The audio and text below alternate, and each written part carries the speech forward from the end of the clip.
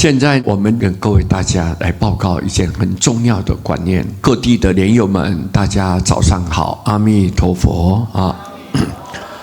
我们修行啊，要放弃每一念的执着，放弃每一念的执着。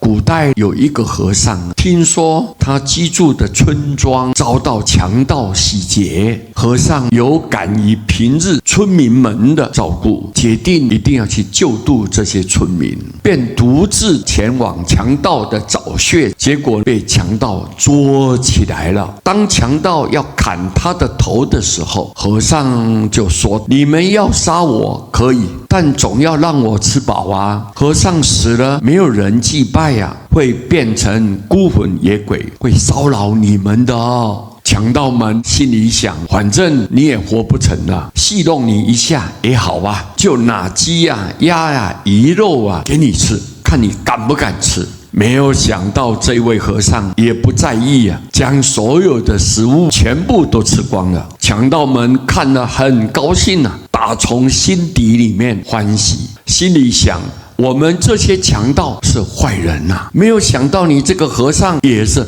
坏和尚啊。和尚吃完饭以后呢，又对强盗要求：虽然我现在不会变成饿死鬼啊，但死后还是没有人祭拜啊。你们拿纸墨砚台来，我自己写祭文，自己念。那些强盗人认为反正有好戏看嘛，也就顺着他的意思。和尚念完祭文以后，对强盗说：你们可以杀我了。结果强盗说：哎呀，你很可爱，你很可爱，我不想杀你了。于是和尚顺应这个时机啊，他就说了：你不杀我有个条件，你们一定要做我的徒弟啊。结果每个强盗都很欢喜的拜他为师，也平息了村庄的灾难啊。各位，我们看到这个公案，就深切的了解到，这位和尚他懂得言生性空的道理，凡事不执着，才能够善用巧妙的智慧，灵机应变，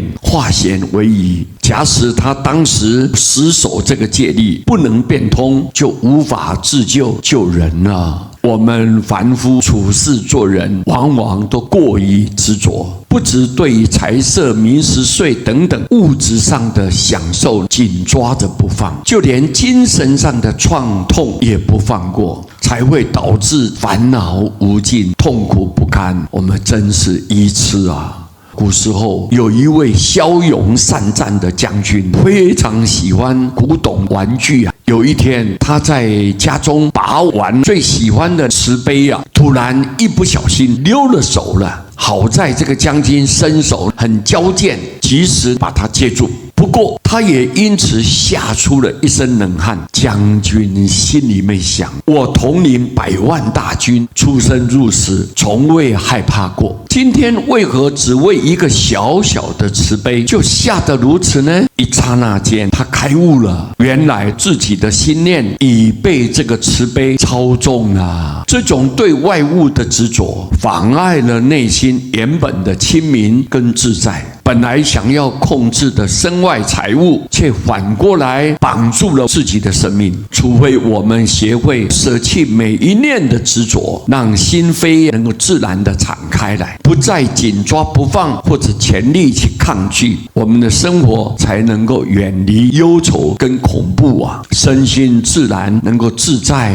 无碍。所以各位，如果我们一直想不开，切也切不断，放也放不下这些烦恼，唯独赶紧要念佛，回观反照，我们只是一个凡夫众生，我们靠佛力的加倍，才能够转我们的业障。所以自诚恳心的忏悔，好好的念佛，佛力的加持，名号光明的普照，我们才能够跳脱执着的念头。一旦你不执着，烦恼就远离了。烦恼一远离，我们身心就清净自在，你跟佛心就能相应。这一点非常重要，所以我们要能够放下，什么都能随缘，什么都能自在，什么都能没有挂碍，这是我们修行非常重要的道理。阿弥陀佛。